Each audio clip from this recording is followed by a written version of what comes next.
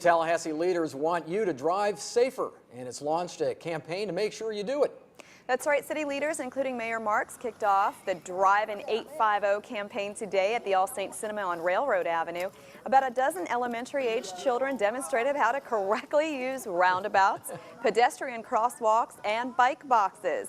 Leaders say approach traffic circles slowly and yield instead of stopping. For bike boxes, always stop behind the biker. And when approaching a blinking crosswalk, it is the law to yield to pedestrians. Anytime we install a different traffic device, such as a roundabout, we do get calls.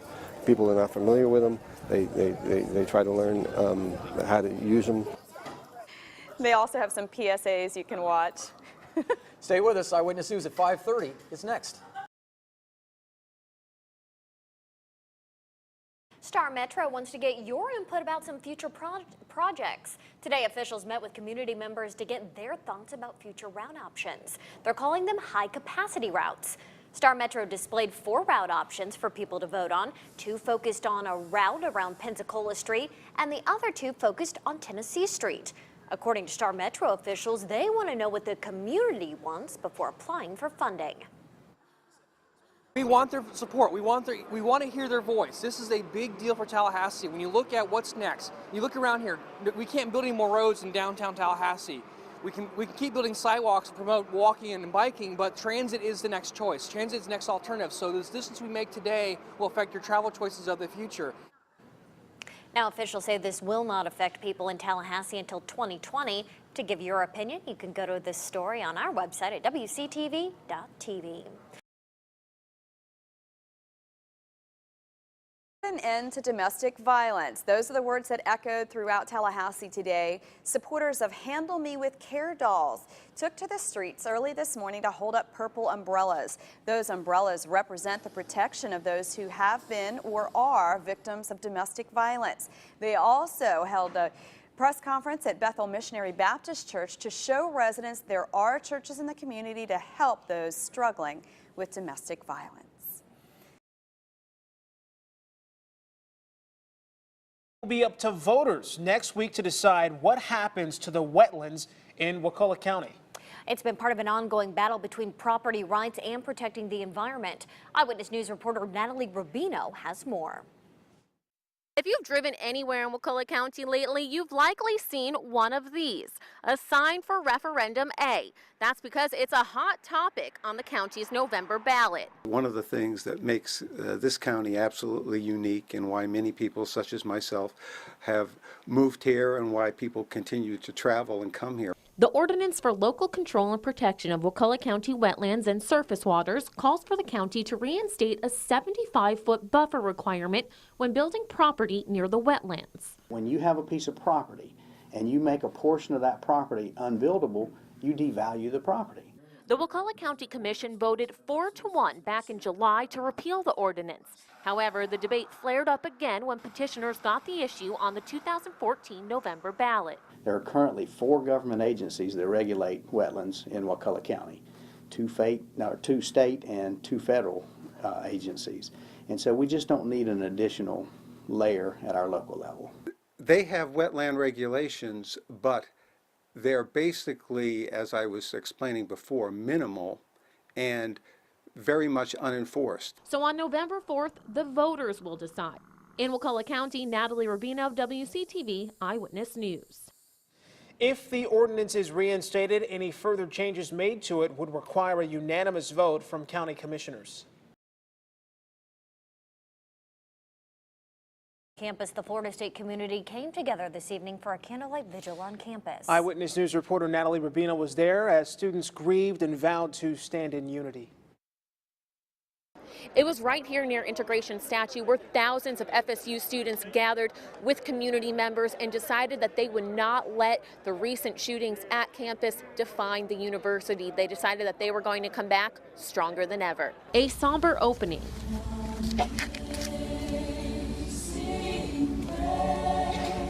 With an uplifting finish. I felt exactly like the title of it, the Gathering of Unity. I felt like we were one. Devin Ford was in Strozier Library during the shooting early Thursday morning. He says this candlelight vigil is what the university needs to heal. We won't be conquered. You know, we'll have bumps in the road, but we're not going to let that break us down. At the vigil, students sang, prayed, and heard from FSU President John Thrasher, who promised that the university will move forward. But perhaps the most moving part, the ending. The entire crowd chanting the tomahawk chop, causing Ford to feel an emotion other than sadness. Pride, a huge sense of pride, uplifting your ego, washing out the bad memories, making you feel stronger than we were before. People may have came to the vigil as strangers, but they left as family.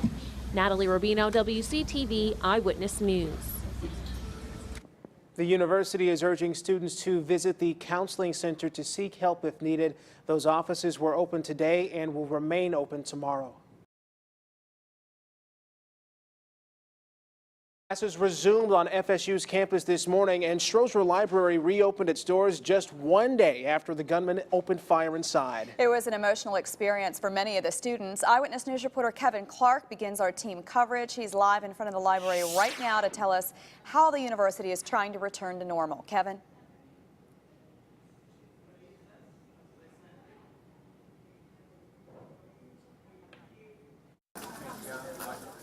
Students flooded in as Strozier Library reopened its doors. Administrators were ready to welcome the first big rush. We have our entire staff here this morning. We started out with a meeting to inform everybody about what's going on, and we're ready to get back to work.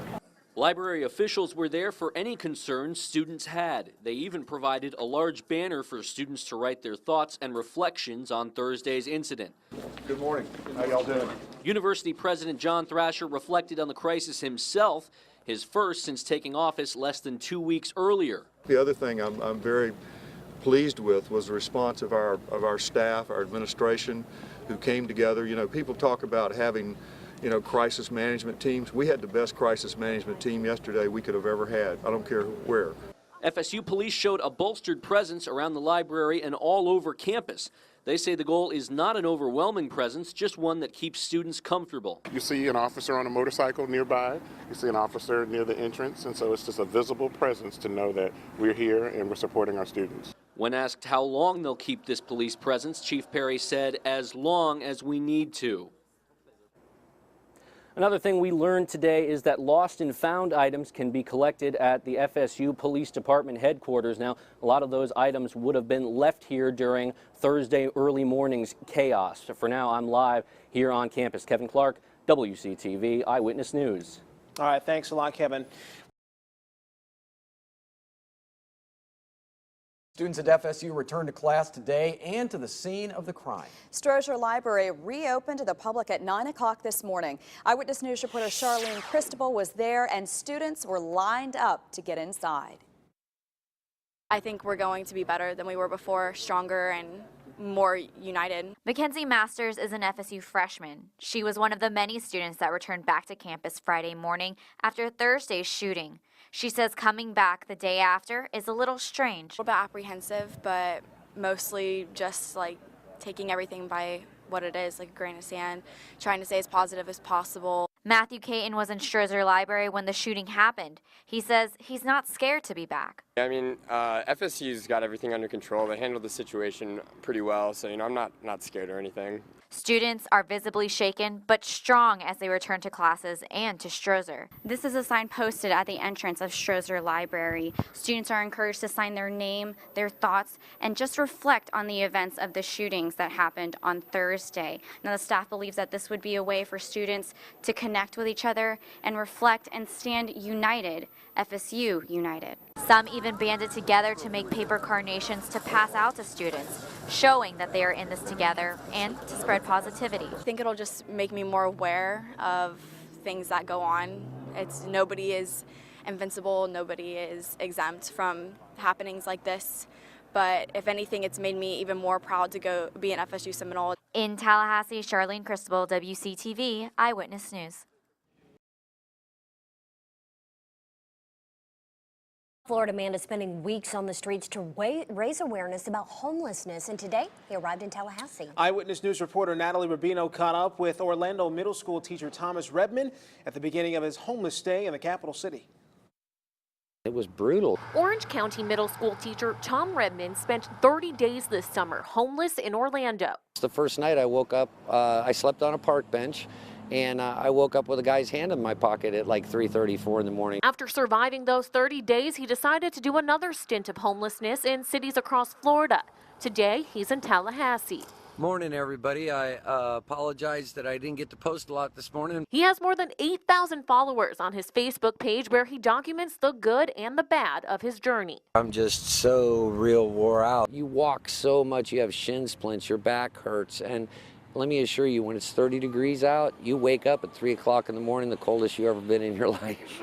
Redman has met with city leaders everywhere he's been to help develop programs and change misconceptions about homeless people. They see the guy down there that's, drunk out of his mind asking for money for another beer. That's what they think homelessness is, and it's not. Currently, 805 people are homeless in Leon County. 17% are veterans and 25% have some form of higher education. I have met so many good people, and they're just people that need a chance. Folks at the Salvation Army directed Redman here to the shelter on Tennessee Street, where he's hoping to stay the nights. Natalie Rubino, WCTV Eyewitness News. Redman told us he isn't sure how long he'll stay in Tallahassee, but does hope to meet with government leaders while he is here. You can find the link to his Facebook page on our website, WCTV.tv.